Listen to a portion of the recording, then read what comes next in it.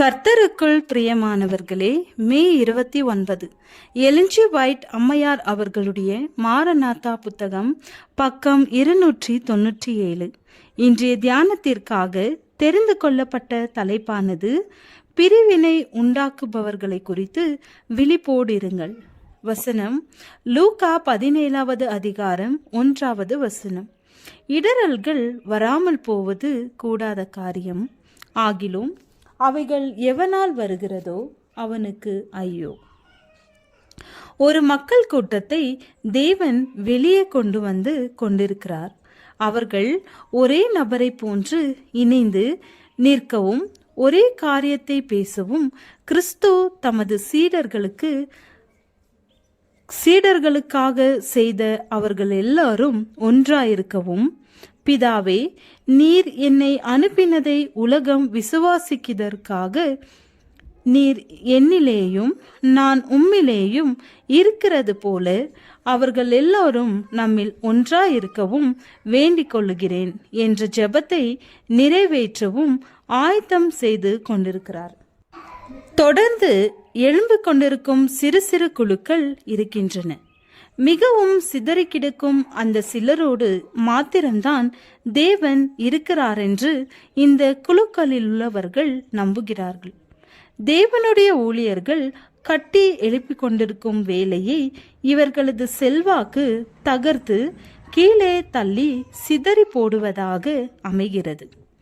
ஒன்றாயிருக்க வேண்டும் என்ற தேவ வார்த்தைக்கு ஒத்திசைவாக அனைத்து முயற்சிகளையும் செயல்படுத்தி கொண்டிருக்கும் மக்கள், மூன்றாம் தூதனின் தூதிலே நிலைப்படுத்தப்பட்டிருக்கும் மக்கள் தங்களது வேலையை விரிவடைய செய்து கொண்டிருக்கிறார்கள். சத்தியத்திற்காக ஆத்துமாக்களை கூட்டி சேர்த்து கொண்டிருக்கிறார்கள் என்ற காரணத்திற்காக அவர்களை சந்தேகத்தோடு நோக்கி பார்க்கிறார்கள். உலகத்திலே அவர்களுக்கு செல்வாக்கு இருப்பதினால் அவர்களை உலக பற்றுடையோர் என்றெண்ணி நோக்கி பார்க்கிறார்கள். தான் தேவனால் நடத்தப்படுவதாக உரிமை கோரிக்கொண்டு ஒரு நபர் எழும்புகிறார். அவர் துன்மார்க்கருக்கு உயிர்த்தெழுதல் இல்லை என்ற முரணான சமய கருத்தை ஆதரித்து வாதிடுகிறார். மற்றொருவர் வரப்போகிற காலத்தை குறித்து தவறான கருத்துக்களை மனதார நேசிக்கிறார். அவர்கள் அனைவரும் முழுமையான மார்க்க சுதந்திரம் வேண்டும் என்கிறார்கள். ஒவ்வொரு நபரும் மற்றவர்களை விட்டுவிட்டு தனித்தியங்குகிறார்கள். எனினும் அவர்களுக்கு மத்தியில் தேவன் தனி சிறப்போடு வேலை செய்கிறார் என்று உரிமை கோருகிறார்கள். இந்த மக்களின் புத்தி தெளிவாக இல்லை. இவர்கள் ஒரு பொய்யான பரபரப்பினால் இழுத்து செல்லப்படுகிறார்கள். இவர்களிடத்தில் சத்தியமில்லை என்று நமக்கு தெரியும். தேவனுக்காக சீர்திருத்தம் அடைவார்கள் அல்லது ஓய்வு நாள் ஆசரிப்பை விட்டு விடுவார்கள். அப்படியானால் அவர்கள் அவிசுவாசிகளுக்கு இடையூறாக இருக்க மாட்டார்கள். உலகம் தங்களை வெறுக்கத்தக்கதான வழியை பின்பற்றுகிறவர்கள் மீது தேவன் கோபத்தோடு இருக்கிறார். ஒரு கிறிஸ்தவன் அவனது நல்ல செயல்களுக்காகவும் அவன் கிறிஸ்துவை பின்பற்றுகிறதற்காகவும் வெறுக்கப்பட்டால் அவனுக்கு ஒரு வெகுமதி உண்டு.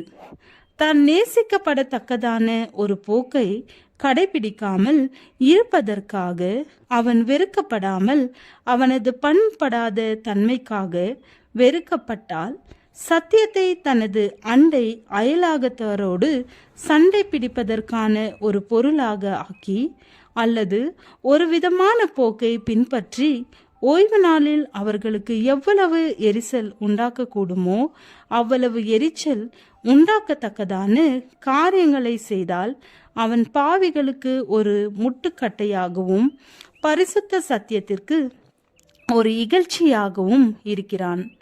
அவன் மனம் திரும்பாவிட்டால் ஒரு இயந்திர கல்லை அவன் கழுத்திலே கட்டி சமுத்திரத்தில் அவனை எரிந்து போடுவது அவனுக்கு நலமாக இருக்கும். ஜெபம். ஆண்டவரே, எங்கள் காணிக்கையோடு எங்களையும் உமக்கு முன்பாக அர்ப்பணிக்கிறோம். ஆமேன்.